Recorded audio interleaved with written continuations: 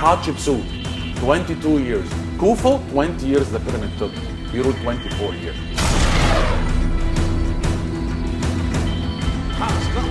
Here is a surprise for you and for everybody. If you read the Old Testament, which is talking about Bani Israel and the Israelites and their suffering from Pharaoh, and this is something that we believe in the Quran and everything. What do you say if I tell you there is not one mention in the Old Testament, the Torah, of the word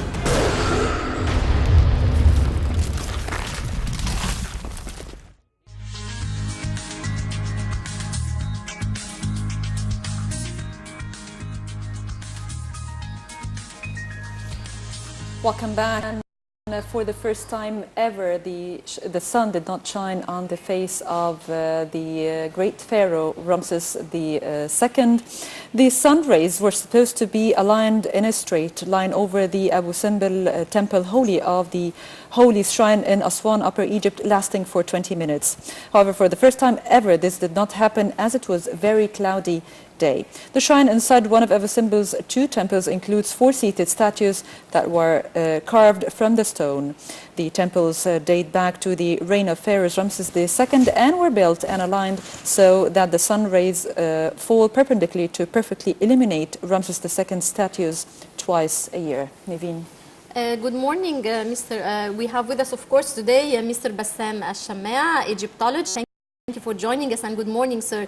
And as Dina said, that this is the first time that the sun rays does not shine on the Pharaoh Ramses II. Would you please explain to us why this occurred this year and it hasn't ever occurred previously? Well, the 22nd of Feb marked, at least to a guy like me who's modestly reading history for the last 34 years, something that I never experienced before. So for the last 34 years, that I can confirm that what happened is in the whole event of not illuminating, that is the first time that I experienced or I heard of or I read of. Also in the books that I maybe read, or half or quarter of a book that I read, I didn't read anybody documenting an event like that. So for me, as an Egyptian, not as a guy who's in history, that's the first time that I heard about something like this. So we are now not talking about anything in the temple. We're not talking about the carving. We're not talking about the angle of alignment with the sun rays. We're not talking about the 60 meters that the sun rays takes from the entrance all the way to the sanctuary, the illumination on the 3 statues and not the 4th, all the things, all the genius things that we used to and still explain about what happened twice a year, as we all know. That has got nothing to do with what happened. Cloudy day, very possible. Probably the only possibility that I can think of, weather-like, climate-wise. Also, so the business. It's a climate problem. It's an issue only with the climate. That's what I think. If you are talking about fog, if you're talking about, if you like, watery fog, if you're talking about the business of the sun rays were not allowed through the clouds, that's something that we experienced that day even in Cairo. When we were experiencing how the clouds were everywhere and sun rays used to come down.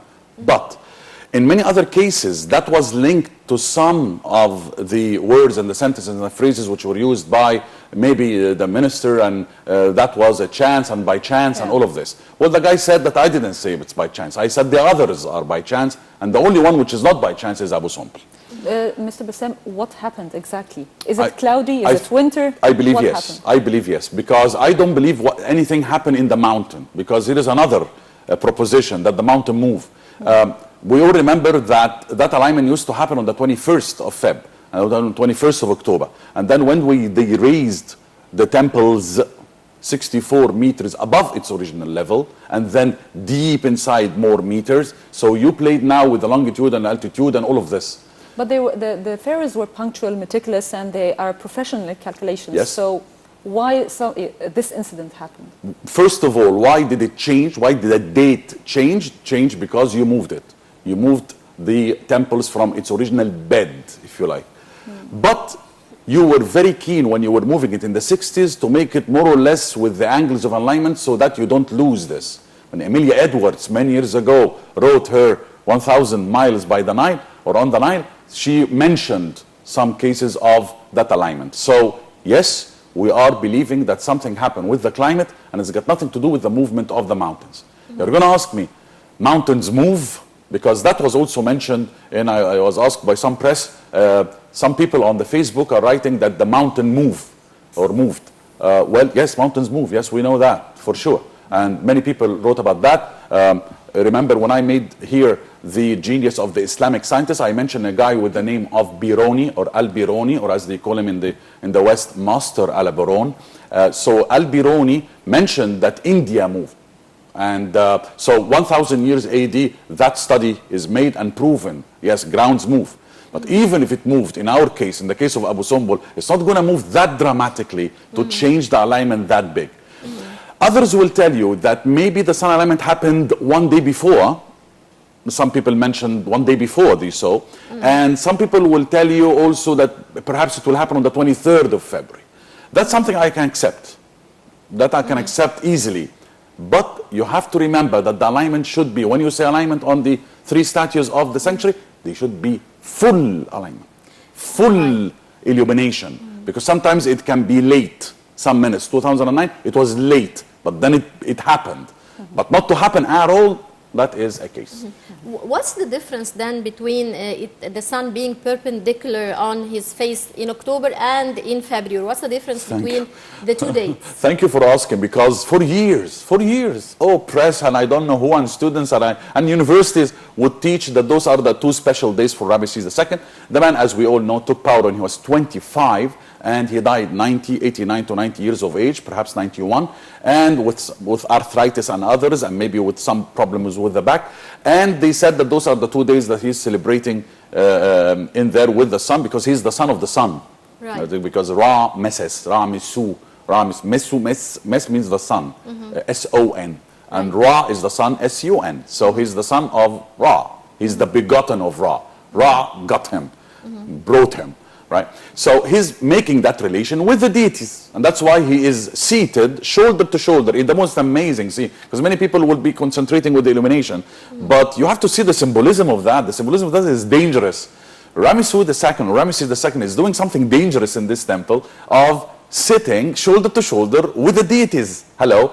You should wait until you die so that you can change into a full deity. Because during your lifetime you are a demigod or a half deity. But no, not Ramesses II. Ramesses II said, I'm not going to wait until I die to become a god. I'm going to be a deity now. And he puts himself with Ra-Hur-Akhti on his side, Emin Ra, that we wrongly call him Amun Ra, and Ptah, the one on the far left when you are looking at. That one is not illuminated. So 3 out of 4 statues get illuminated twice a year, so they directly would tell you that amazing myth that this is the day of his birthday and this is the day of his throne. So mounting, when he actually mounted the throne of Egypt, and the day that's celebrating his birthday. Totally, 150% wrong. We don't have one text in ancient Egypt, or even a sign, or something symbolic that tells us that those 2 days has got anything to do with him mounting the throne, and the other one is his birthday. Because, I will tell you at the end of this, answering this question, is that we know for sure that in Pharaoh Triumphant, it's amazing work by Professor Kitchen, and if anybody listening or watching us now, I shall recommend highly that you read this work of Kitchen, a professor called Kitchen, Triumphant Pharaoh Ramesses II, amazing work. And he's telling us that the man took power the 27th of June, 3rd month of the summer season. See how particular, and how accurate is this? And after dawn. I was expecting him to tell me about 7:30 in the morning, right? So now for sure we know that he's a June guy. It's nothing to do with February, nothing to do with October. Okay, Mr. Bassam, such a phenomena, why we are not taking advantage of this event internationally? Maybe the number of tourists who comes to Egypt for this event only may cover the whole year. So what Egypt should do to use such an event worldwide? Absolutely, absolutely. You are not using 1%. Yes, we heard about 4,000 people, yes, but how many tourists, how many people came, the 4,000? 2, we really should and could change this business of the celebrations. I mean, How? not every year, the same, I don't know who, the same dances. And I do not know what's the relation between a girl wearing short skirts, jumping in front of a temple doing with the event. What's the relation? Why are you doing this? There is nothing, you are talking about culture here. We're not talking about girls in short skirts. We're talking about culture. So this culture should be celebrated in a different way. And I told the governor one day here in this building, in Maspero, in Good Morning Egypt. And he said, oh, brilliant ideas. Nothing. I said, lectures one day before, the night. Lectures to everybody. Whoever is not in Abu Simbel, lectures will be transported and this on TV, on air. Telling everybody in different languages what this phenomena is all about. Because you don't expect everybody in Abu Simbel to have a guide and to have a guy who's explaining and this. The people need to understand.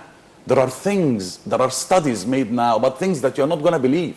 We have Mr. Ahmed, one of our famous Egyptologists now, young, very, very promising Egyptologist that I know. He's now talking about why do we have 22 baboons on the frieze? See how articulate is that? Why is the fourth guy never get illuminated? Pitah, the fourth guy on the left. Why is he not illuminated? I'm not talking about this year. I'm talking about ever. Because Pitah shouldn't illuminate. This is not a mistake made by the ancient Egyptian carvers who carved the temple. Pitah is part of the 12 hours of the night in the mythology. So if Pitah get illuminated, the whole phenomena would be wrong. That will wrong the phenomena. Right. Mr. Shammaa, you promised us with a surprise in this episode. So we're waiting for this surprise. Right. What I'm about to, because guys, they don't know what I brought, all right? So we didn't talk. We talked, I said, I'm not going to tell you. What you're about to hear now, everybody, you are about to hear the most amazing phenomena here, because the phenomena didn't happen, or I brought you another phenomena, so don't despair. And you are going to hear the trumpet of Tutankhamun being blown strongly and healthily in the 1930s AD, first time to blow air in it since 1300s BC. So you are talking about a good thousands of years that this trumpet was never used. This the one that was stolen during the revolution? You had two in the tomb, right? We had the silver one, outer cased in gold, and you have the bronze one. Right. One of which was stolen on the 28th of January. Now, the British came and they took the permission and they entered the Egyptian Museum and they blew in it, and the sound is out of this world. It's a military trumpet. From where did we know? The king is carved on it wearing the Kheprish crown. And the Kheprish crown is the crown of war. So listen to the only recording in the world in the 1930s of the trumpet of Tutankhamun brought from his tomb, the original one, and still working strong. We are so excited. We're going to see a video for this surprise, and we'll be right back. Now the two trumpets will be blown by bandsman James Tapper, who is here by permission of the Colonel and officers of the 11th Prince Albert's Own Hussars. I must explain that neither trumpet is easy to sound, and this is particularly true of the copper instrument. The silver one will be heard.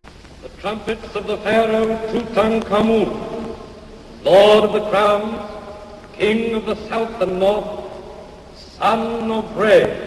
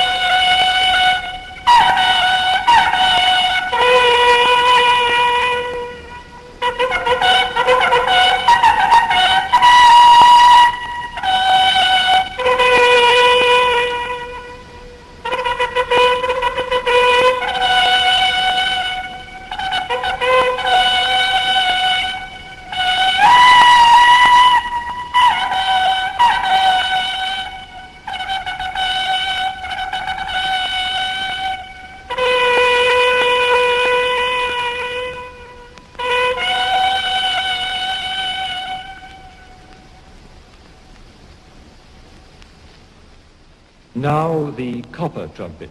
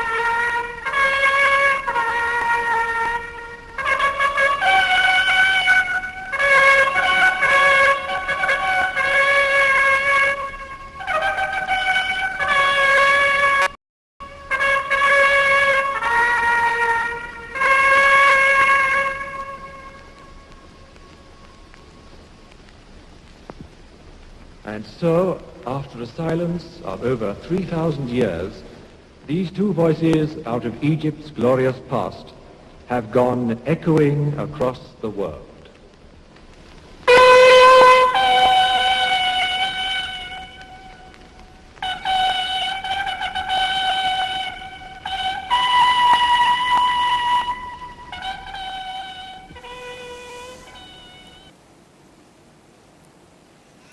Welcome back, and still with Mr. Bassam Shammaa, and a great surprise. Yes. Where's Egypt from this tremendous event? I proposed one day to the Minister of Tourism through media that when we are celebrating Tutankhamun 4th of November each year, we should bring the two trumpets in a private museum. We put it in the Tahrir Square, and then we move it to Luxor. Now I'm proposing this once again and adding to it. And we can make replicas, and we can sell replicas. We can make replicas of those two trumpets, two horns, and we can sell replicas. This, when it was aired through BBC, it was heard by millions of people in the 1930s. Can you imagine now with the Facebook and I don't know what, and the revolution of media and so on, what will happen to the sales of those trumpets and t-shirts and so on? You have to market this well. 3, you are going to return to the fact that 3,000 years and more, you are still using a trumpet. Can you imagine the Philharmonic if you bring it to Tahrir Square, or you bring it to in front of the Valley of the Kings outside, and the Philharmonic is playing the trumpets copies or replicas? This will make the whole world go amazing. And that can be an attraction. 2 pieces out of millions of pieces that you have of antiquities can bring you back tourism as you want. But the need is to listen to the out-of-the-box ideas, not the in-box ideas. Those 2 trumpets were found in a lateral room. They were not found in the main room in Tutankhamun. They were found in one of the lateral rooms, the side rooms, one of which was in a box and the other one was wrapped. And both of them, when they were found and they were fitted inside with wood, as if the ancient Egyptian man, like we do sometimes with our shoes and so on, that we put this model thing inside, the mold inside, so that they can protect it from being crushed or grind.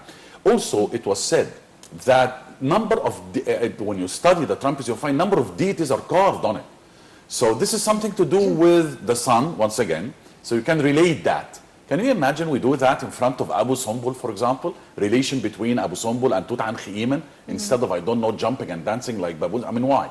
Why? What's the relation? Why every time we go abroad to market tourism, we get the girl who's covering I don't know what and wearing I don't know satin sheets and who's she? Who's representing? She's not representing anybody.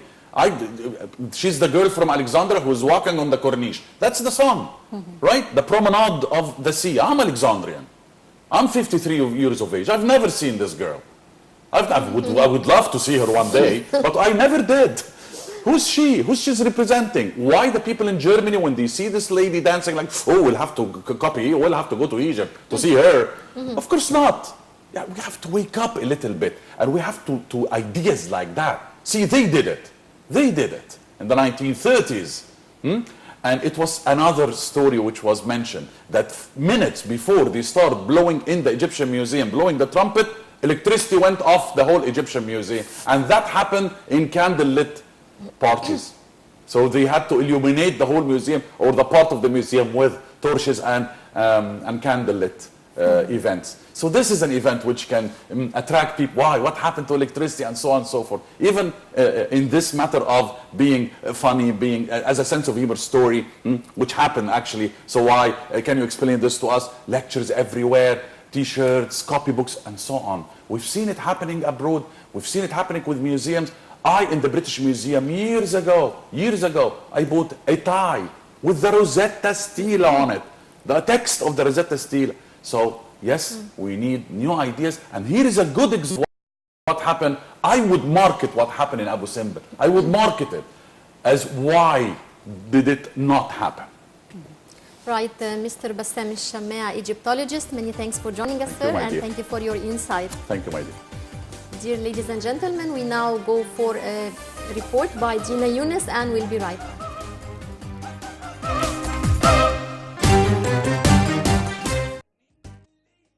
How are you going to show the world your experience here in Egypt and promote Egypt? All right, so we're working as a group, so we're thinking about a Facebook page. It's easier and it's easy to people from our country to see it and to have a contact with us every day, because every day people are on Facebook. We always thought we also thought about a blog, online blog, but I think this is not going to work as well as a Facebook page. And on our Instagrams, we're also doing our work. Like every day we're posting a picture, telling to our friends, because when I said to my friends that I was coming to Egypt, everyone was like, oh, why are you going to Egypt? I was like, why not go to Egypt, you know? It's a really nice place. So there's a lot of history here. There's a lot of place to see. And now all my friends are saying, well, we went to Nuweiba, and then after the pictures all day, I say, look, dude, this is awesome. This is so pretty. I never thought you would go to a place like this. We went to the Red Sea and everything. I was like, yeah, me neither. I didn't know it was like this here, but I love it. And I have a lot of friends that are asking how much I spent to come here and how easy it is to come here and everything. And I'm telling them. So I guess it's working at least a little bit in our social path, you know, social community. So have you been recording your trip by photo, by video, by camera? Videos. I brought a camera. I have my cell phone and a GoPro to water stuff, and we are recording. We're taking pictures of each other. We are going everywhere. Like we came here just to jump in this spring, and we were like, okay, we are here just to do that. Let's do it. Even it's a little cold, but we are loving it. So we're gonna start this Facebook page. I don't know how the name is gonna be or when it's going to be, because we still don't have internet yet, but we're working on that. And we're really excited to our trips. We're still going to Alexandria and Luxor and one more place that I don't remember the name. It's a hard name. But yeah, we're gonna do that then. And once we have the Facebook page, we're gonna ask our friends to share it, to comment and everything. We also have a girl from China and a girl from China, a guy from India, and a girl from Malaysia. So it's not just an international group. It's an international group. There's most Brazilians, but we have some people from other countries too. So we hope that this is gonna help us with sharing and showing people what we want to do. I really can't congratulate you enough about your project. It's a great project to promote tourism to Egypt.